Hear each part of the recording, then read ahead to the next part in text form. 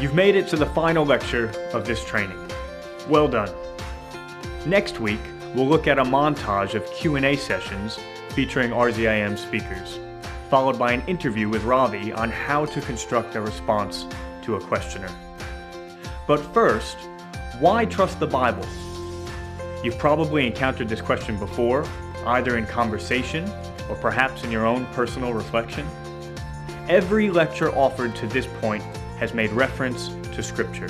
Every lecture has based its conclusions in some measure on what is taught in the Bible.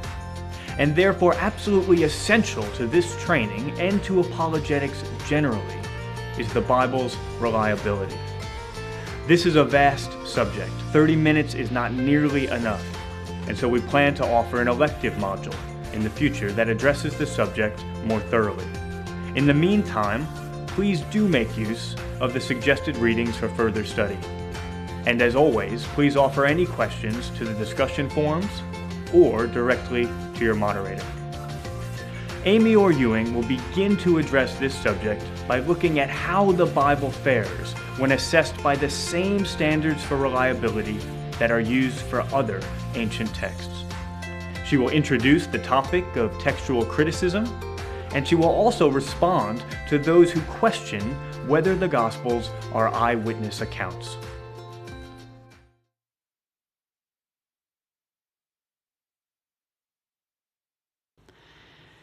In many parts of the world, people will go a long way and even give their lives for the Bible. In this country, William Tyndale paid a very high price, living in fear of reprisals and unable to return to England from the continent because he wanted to translate the Bible into English.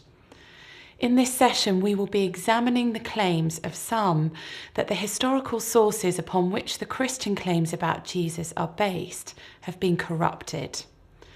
If God entered space, time and history as a man in the person of Christ, showing for all time the true image of God, can we trust the New Testament documents which give us access to these claims? So firstly, we ask the question, what is the New Testament made of? Well, the Bible is not just one book, it's a collection of 66 books divided into two sections. There are 39 books in the first largest part, the Old Testament, and 27 in the New Testament. The Bible was written over a period of 1600 years by more than 40 authors who were people from all kinds of different backgrounds: kings, diplomats, poor people, fishermen, tent makers. The Bible was originally written in three languages: Hebrew, Aramaic, and Greek. And it was written on three continents: Asia, Africa, and Europe. The vast spread of the Bible's social, geographical, and cultural original contexts is then followed up by a multiplication of these diversities as the manuscripts were copied and spread throughout the known world. This means that there are a vast number of ancient manuscripts to be examined, and the text of the Bible is extremely well attested. The integrity of any ancient writing is determined by the number of documented manuscripts or fragments of manuscripts we have to examine. For example, there are less than 10 existing copies of the ancient manuscripts of Plato, which are available to study and compare in order to determine the accuracy and the quality of the transmission of his writings throughout the years. The oldest of these manuscripts is a copy dating about 1400 years after it was originally written. This text is respected and it's read in the present day. Well, when it comes to the Bible, there are thousands of handwritten manuscripts in the Greek language in support of the New Testament alone that help us ensure the accuracy of its writings. Many of the earliest copies are separated from the originals not by 1400 years, but by only decades. During the early Christian era, the writing material most commonly used was papyrus. This is a highly durable reed from the Nile Valley, and it was glued together much like plywood is today. Then it was laid out to dry in the sun. In the 20th century, many remains of documents, both biblical and non-biblical, on papyrus have been discovered, especially in the dry and arid lands of North Africa and the Middle East.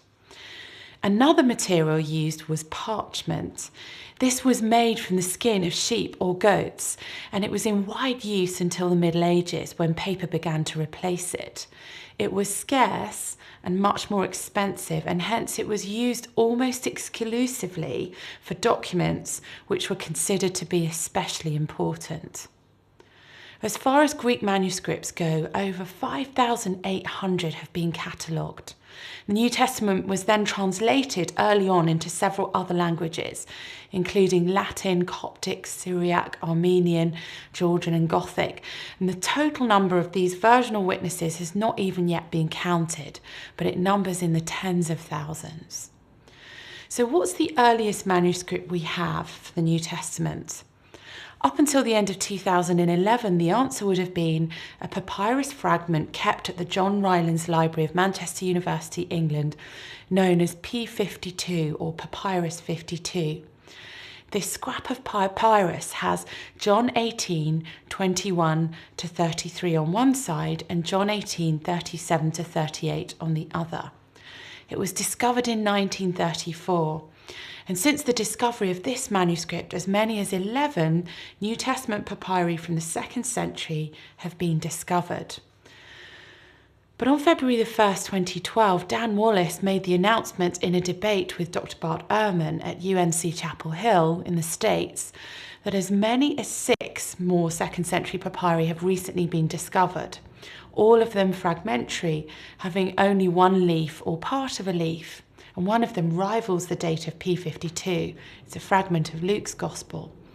But the most significant find was a fragment from Mark's Gospel, which a paleographer has dated as being from the 1st century.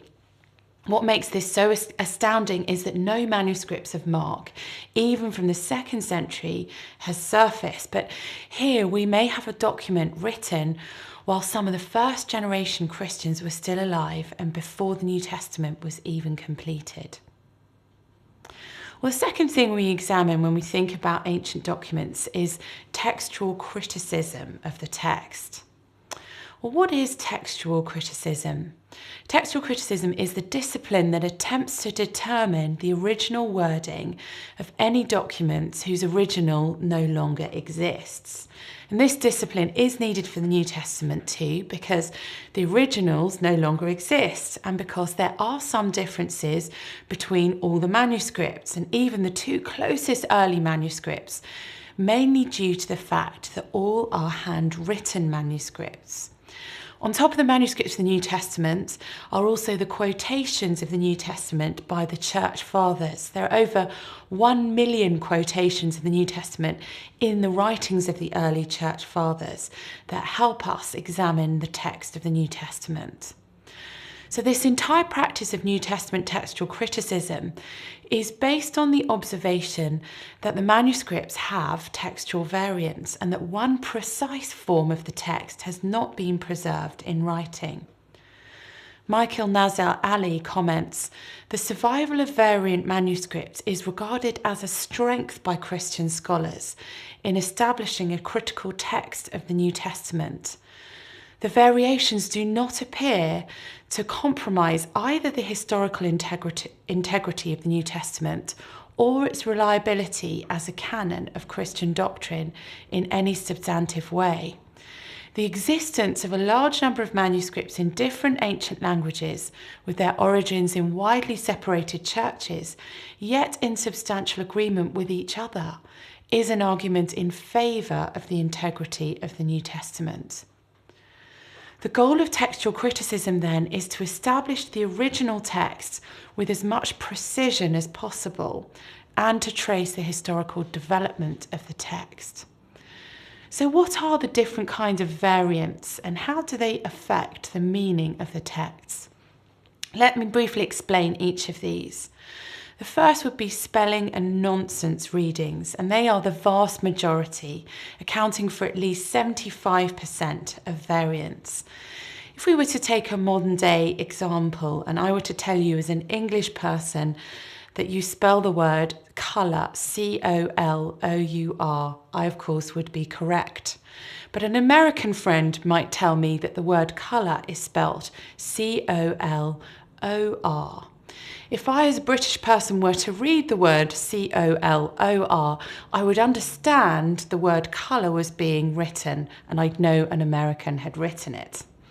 These spelling differences are easy for scholars to detect. They don't really affect anything. The second largest group are changes that can't be translated and synonyms, and these also don't affect the meaning of the text. So frequently, the word order in the Greek text is changed from manuscript to manuscript, and this is because word order in the Greek language is very flexible. For the most part, the only difference is then one of emphasis and not of meaning. The third group is meaningful variants that are not viable.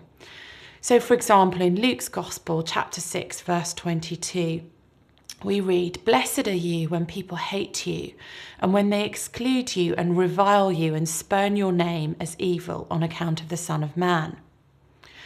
But one manuscript from the 10th or 11th century, called Codex 2882, lacks the words "on account of the Son of Man." This is a meaningful variant, since it seems to say that a person is blessed when he's persecuted, regardless of his relationship to Christ. Yet it's only in one manuscript, and it's a relatively late one at that.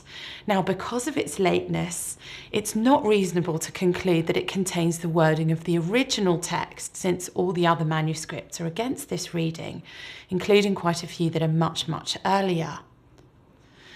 Now, the smallest category by far is the last category, meaningful and viable variants. These comprise less than 1% of all textual variants. Yet even here, no cardinal belief is at stake. These variants do affect what a particular passage teaches, and thus what the Bible says in that place, but they do not jeopardize essential beliefs. For example, in Acts chapter 7, verse 4, there's an additional phrase in some manuscripts, or we have the longer ending to Mark's Gospel in chapter 16, verses 9 to 20. Or the story of the woman caught in adultery in John chapter 7 verses 53 to chapter 8 verse 11. Crucially then, although the New Testament has a wide range of variants, this actually shows a lack of active standardization of the text and a lack of an organized suppression of variant readings. In handwritten ancient documents, this is to be expected, and it actually adds to the credibility of the New Testament as a historical, reliable document. But even if we can trust the manuscripts, do they faithfully record what actually happened? Scholars like Bart Ehrman think not. He writes, "It's oral circulation that causes special problems for historians who want to know what actually happened in the life of Jesus. We don't have written records from his own day, only later accounts written by people who'd heard the stories that had been in circulation for so many years. What happens, though, to stories as they circulate by word of mouth? Did you or your kids ever play the party game telephone? Kids all sit in a circle. One kid whispers a story to the one sitting next to her, who tells it to the one sitting next to her, and so on around the circle, until it comes back to the first kid, and by then it's a different story. If it weren't a different story every time, it would be a pretty pointless game to play." Well, Dr. Craig Blomberg, whilst being interviewed by Lee Strobel, explains why the game of telephone is not a good analogy for how oral traditions are passed on. "When you're carefully memorising," he writes, "something and taking care not to pass it on unless you're sure you've got it right, you're doing something very different from playing the game of telephone. In telephone, half the fun is that the person may not have got it right, or even heard it right the first time, and they cannot ask the person to repeat it. Then you immediately pass it along, also in whispered tones, so that it makes it more likely that the next person will goof something up even more. Yes, by the time it's circulated a room of 30 people, the results can be hilarious. Then why, I ask, isn't that a good analogy for passing along ancient oral traditions? If you really want to develop that analogy, in light of the checks and balances of the first century community, you'd have to say that every third person, out loud in a very clear voice, would have to ask the first person, "Do I still have it right?" and change it if he didn't. The community would constantly be monitoring what was said and intervening to make corrections along the way. That would preserve the integrity of the message, he said, and the result would be very different from that of the childish game of telephone. So the telephone game is a far cry from the process of copying manuscripts of the New Testament. But you don't need to take anyone's word for it. You can ask questions and scrutinize the text for yourself. And when it comes to the Gospels, there are a few key questions that we can ask that have been developed by our friend Pete Williams at Tyndale House, Cambridge. These questions can help us establish whether what we're dealing with is legend or credible history. The first question is, where are the Gospels written? According to early Christian traditions, the four Gospels were not all written in the land of origin, Israel, Palestine. Mark was written in Rome. Luke was written in Antioch, maybe Achaia, maybe Rome. John was written in Ephesus, and Matthew was possibly written in Judea. A skeptical scholar may say the Gospels are written outside the land of origin. Why should we trust them? They have no real connection with the events they recorded. Bart Ehrman wrote, "Where then did these anonymous Greek-speaking authors, living probably outside of Palestine some 35 to 65 years after the events that they narrate, get their information?" The Gospel writers were writing outside the land of the events they narrate. There is agreement within tradition and critical scholars about this. So we can ask questions. How familiar were the writers with the land they're talking about? Do they know the geography, agriculture, botany, architecture, the traditions, the burial practices, the economics, the language, the law, the personal names, the culture? If you've never visited a place, how do you know these sorts of important details? So we can look at this and ask questions. Did the authors know about the land? Are they close to the events, even if they're thousands of miles from the place? They wouldn't know things about it. If you've never visited a place, especially before the internet, how would someone know how to write about it? Well, the second question is, do the writers call the characters the right thing? When we examine the time of Jesus, a study has been done of 3,000 names that people who lived back then were called, using archaeology and inscriptions. Jewish names in Palestine show a different frequency from Jewish names elsewhere. Even though the Gospels and Acts are written outside of Palestine, yet they show the right pattern of names. The argument began with a researcher in Germany who made a list of all the names people were called at the time. It's called the Talilan Lexicon of Jewish Names in Late Antiquity, Part 1 by Moore Siebeck, and she published it in 2002. Now, Richard Borkham, in his book Jesus and the Eyewitnesses, looks at this study and correlates it with the Gospels and sees if there is a tie-up between what people were called in the New Testament and what they were called in the population at the time, in the location of the events. Taking Jewish Palestinian names in the first century, we see the order of popularity. The first most popular name is Simon, then Joseph, then thirdly Lazarus, fourthly Judas, fifthly John, sixthly Jesus, seventhly Ananias. If you were to take the 9 top Jewish Palestinian male names together, outside the New Testament, they're 41% of the names used. In the New Testament, they're 40%. This is a pattern showing up over 4 writers writing 5 books, the Gospels and Acts. And these Gospels reflect the pattern together and individually. Rank the names in Jewish Palestine and compare it with another country where there were also lots of Jews. Take Egypt, for example, only a few miles away from Israel-Palestine, and we see a different pattern.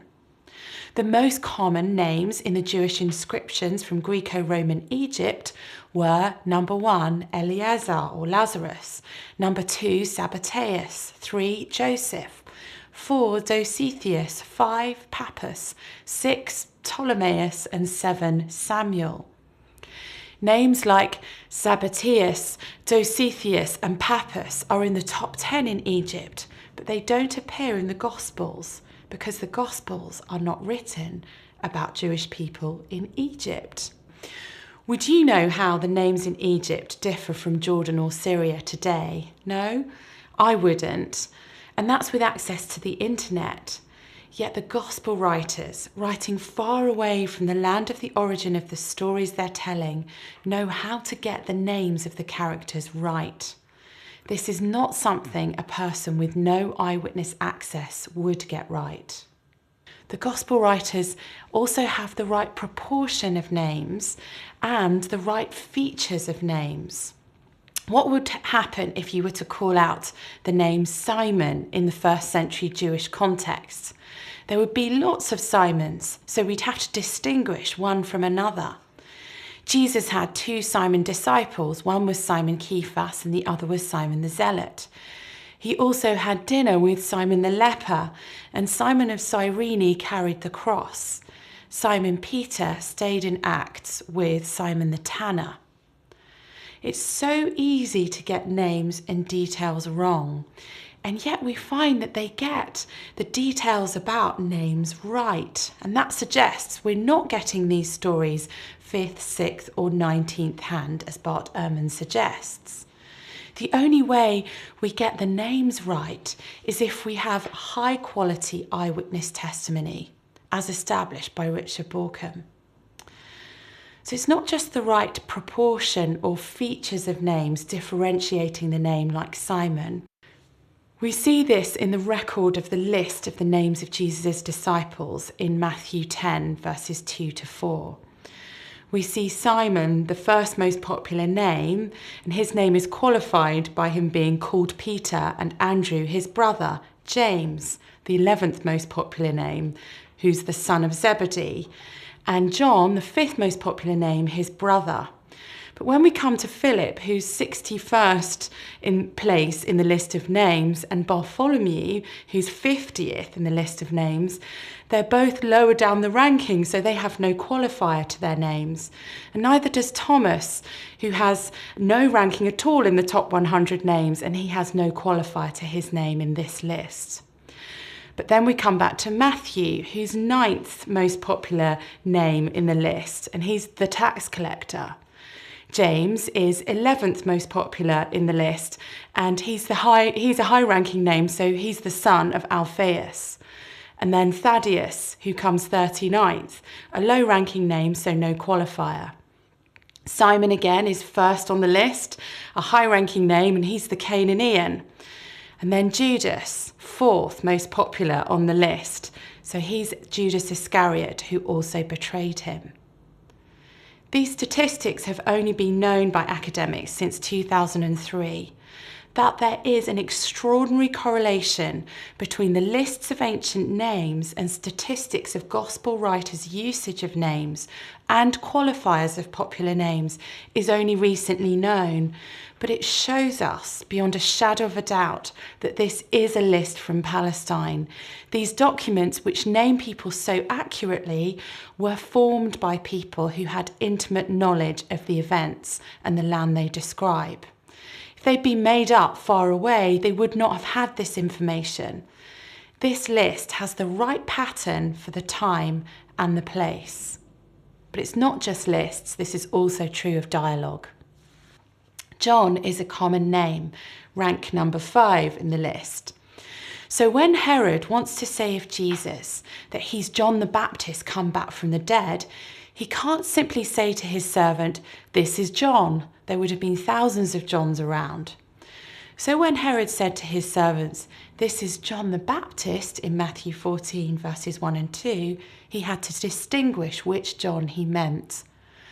After this, the narrator writing the story can continue talking about John, as we've established which John it is. But later on in the story, when Herodias' daughter asks for John's head on a platter, she specifies in the dialogue, chapter 14, verse 8, John the Baptist.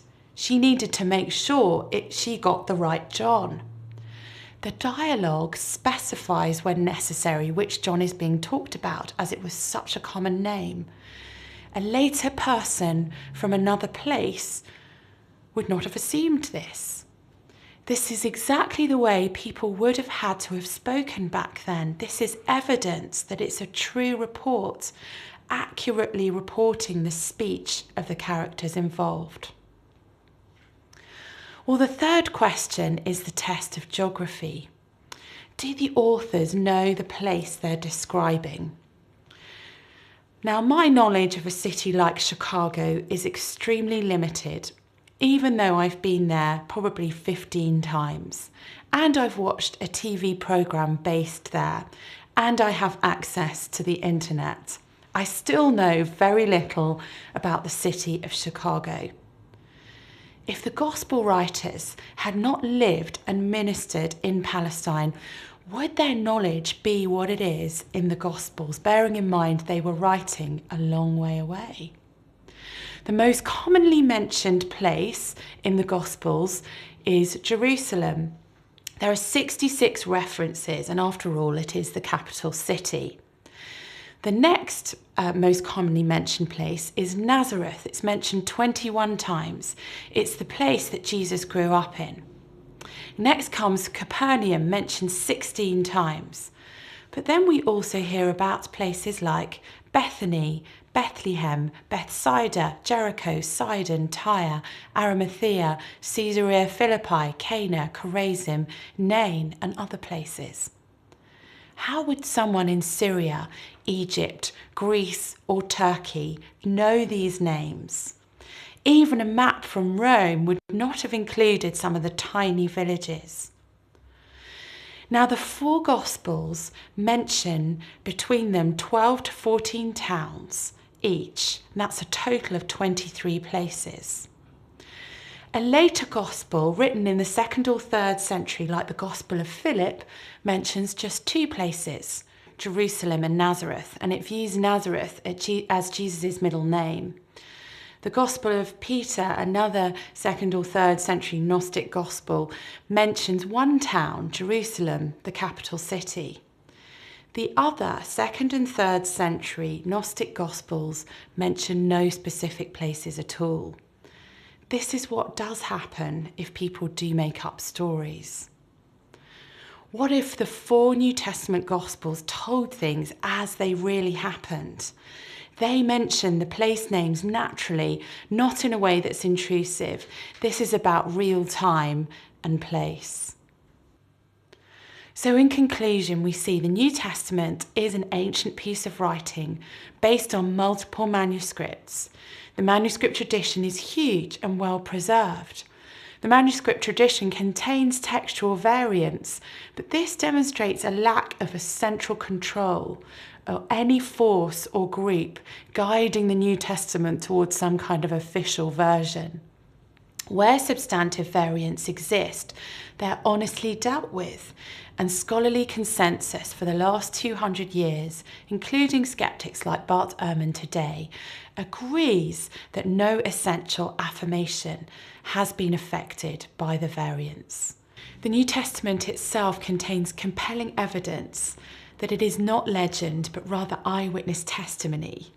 Both the manuscript finds pointing to an earlier and earlier date of composition and the content of the Gospels containing verifiably correct details about names, geography, architecture, botany, and culture point to the conclusion that the New Testament is in fact truth and not legend.